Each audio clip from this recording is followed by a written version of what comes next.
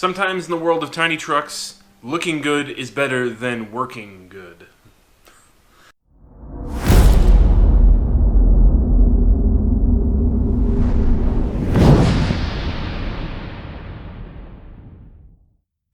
Hey everybody, and welcome to Dad Bod RC. Today I want to share with you my new RC four-wheel drive TF2 project that I'm calling Project ToyoDUH. And for obvious reasons, because I wrote ToyoDUH right on the back of this rig, that will be its name forever. This is my first attempt at a 1/10 scale hard body build, and my first attempt at an RC four-wheel drive TF2. And I have to say this platform is different than others I've built previously. This one is more on the scale side of things than the competition hardcore crawling side of things that some other rigs are. This is the kit version of the TF2 by RC four-wheel drive with the Mojave II hard body kit as well. And I think RC four-wheel drive was really targeting the scale builder for this kit. This truck is way more oriented toward the scale detail side than it is toward hardcore rock crawling. Let's start by taking a look at the body that I put together and the paint job I was able to get on this hard body kit. This kit comes with a lot of detail parts. There are multiple parts trees for different things like headlamps, marker lamps, side lamps, windshield wipers, door handles, all kinds of stuff comes as small details that you have to glue onto this kit. The body itself comes in multiple pieces. It's a combination of gluing and screwing together there as well. So the assembly is not for the faint of heart. There's also a little bit of fit and finish. Not that it didn't go together well, but there are some parts of the tree that you have to trim off, a couple other things that you want to sand down to get to fit just right, but in the end, it looks really good. It feels a lot more like building a scale model than it does when you use a Lexan shell, but I really enjoyed that part of this build. And for the paint job, I went with something that I'm calling Desert Rust, which is a combination of rusting techniques and weathering techniques that really gives you the atmosphere of this truck growing up and being used and being weathered in a dry desert atmosphere. If you want to see more specifics about how I pulled off this paint job, go check out the video linked up here where I go through all the steps I took to get there. But basically it's a combination of the right layers of paint and colors underneath the color layer, some washes, some rust tones, and a little bit of airbrushing. I also gave this rig a little bit of personality with a registration sticker in the front window, a couple of bumper stickers, one on the tailgate, one in the rear window, and some laser cut styrene that says ToyoDUH on the back.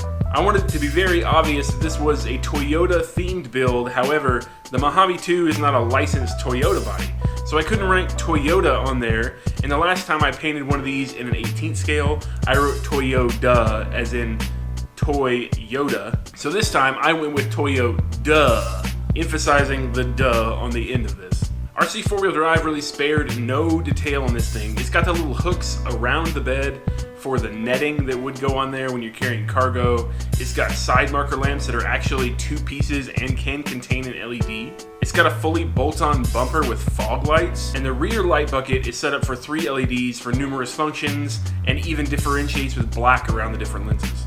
They also put a lot of consideration into the mirrors of this rig, which are actually made out of rubber so that when you rub it on a rock, you don't break it off. They just flex, and they even gave you mirror side stickers to make it look reflective on the backside. And last but not least, even the wheels that come with this kit are scale. It comes with 6-lug stamped steel white wheels, and although the tires aren't licensed, they still look really scale on this rig. They do have a lot of licensed tire options, they just don't include them in the box with the kit. The scale accuracy continues even down into the chassis, where they have the super scale Yoda axles that are modeled after Toyota axles. They look very scale, coupled with a leaf spring suspension and dampers that do not have coil springs on them. This kit even included plastic versions of the Marlin Crawler front and rear bumpers, as well as the slides. I would like to have seen metal here, but it's perfectly fine to have plastic. It actually slides over the rocks a little bit better. Moving on to the rest of the chassis, this thing is basically all metal. The frame rails are aluminum. All of the cross members are machined aluminum as well. The battery tray is actually made out of a hard Delrin with aluminum offsets. The transmission and transfer case are also aluminum with metal gears inside of them. Those Yoda 2 scale axles are also completely metal inside and out. It's a ton of high quality material that goes into this rig. It is a little bit of a premium price, but really it is not that expensive when you sit down and look at it. If you were to go buy something like an SCX 10-2 and try to put together something of this detail, convert to leaf springs, put all the metal in it, you're going to spend a whole lot more time and money than you would just buying this kit. To go with this great chassis, I crammed some pretty decent electronics in there as well. I'm running a 10-turn Holmes Crawlmaster Sport 5-slot can motor in this rig, paired to a Hobbywing 1080 brushed ESC. This is also a 2-speed transmission, and I did choose to install that feature, so I went with a DSservo 20 kilogram servo for the shift. It really doesn't take much to do the shifting in this rig, so it doesn't have to be a super expensive servo. And for steering, I went with the old standby 35 kilogram DSservo. It should be fine for this rig. It's a little bit slow, but that's okay. This rig isn't going to climb the rocks nearly as fast as something like the Grape Ape. So a little bit of a slower steering with more power up front is perfectly fine for this build.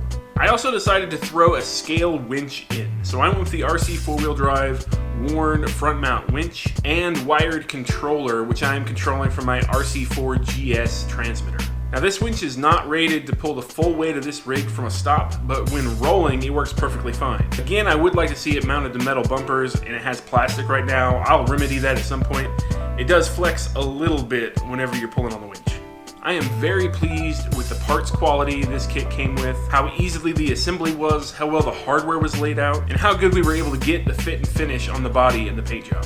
This is my first RC4WD TF2, but I can promise after this build it will not be my last. I am looking forward to much more from RC4WD in this shop. So what's next for Project ToyoDUH? I laugh every time I say that. We're gonna try to get this leaf sprung truck as capable as we can while still retaining the leaf springs.